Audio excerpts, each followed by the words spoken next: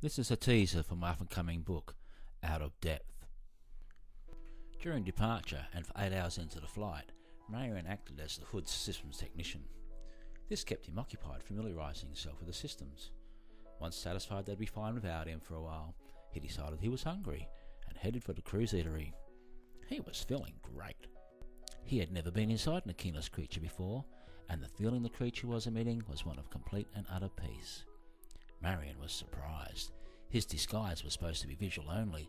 He was supposed to look like an Aquinas, that's all. But he couldn't help but absorb these feelings, and his new Aquinas genes and awareness thrived within him. He found himself tapping his claws together, as happy Aquinas sometimes do. As he neared the eatery, the round muscular passageways got busier with other crew, and they smiled and clicked happily in greeting as they passed.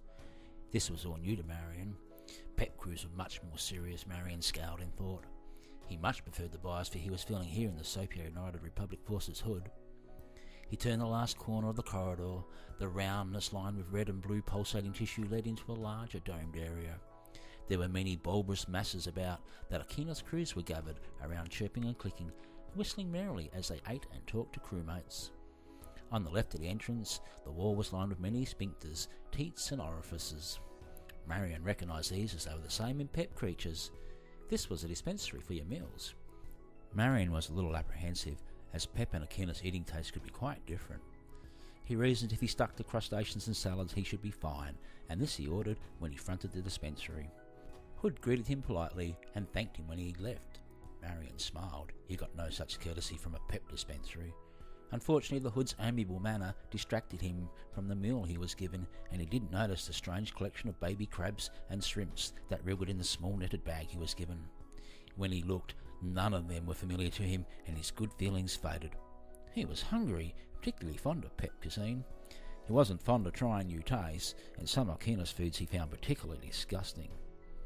Several globular masses were unoccupied, and he made for one of these. He didn't notice the offers by other crew for him to join them at clusters that were not full. He suddenly felt lonely. He rocked his head from side to side. Was he kidding? Lonely? He needed to snap out of this Aquinas mood, he grumbled, and he took an angry bite of the net, 3 little crabs and a shrimp. His eyes widened. These were delicious! He'd never tasted anything so good, and instantly the good Aquinas feelings came flooding back. He turned and saw a crewmate looking at him. She was smiling. He smiled back, and instantly she beckoned for him to join her and the other 2 Aquinas who were dining at the next cluster. He took a deep breath in. He couldn't hide, even if he was supposed to be undercover. The best way to be undercover, he reasoned, was to play the part to the finest detail. The crewman he replaced would have undoubtedly joined in, so he did. He introduced himself as Trebor, as this was his cover. They welcomed him aboard and asked him where his last posting had been. He fed them his cover story and they accepted it without question. They were all very friendly, and immediately he felt at ease. After the meal he excused himself, saying he was tired as the last posting was in a different time zone and he still hadn't caught up.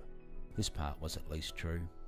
They parted company laughing and promising to catch up during the next off-duty period. Marion hadn't felt this good for as long as he could remember. This was a holiday compared to working on a pet creature.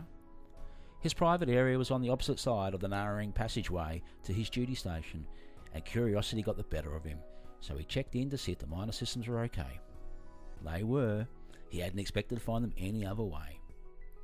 That night Marion's dream started nice and fluffy like an Aquinas, but soon he found himself back in the bar in Jamesvarg. He'd forgotten about the bar. Perhaps the shock had pushed it from his mind, but it came flooding back and he awoke from his slumber screaming. He sat up and vomited his dinner. Several small medics appeared and darted about, clearing away his stomach contents. Another medic swam up behind his neck and gently kissed it.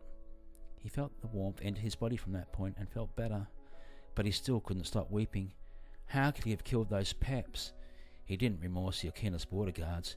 He was rocking his head from side to side, chirping quietly, "No, no, no."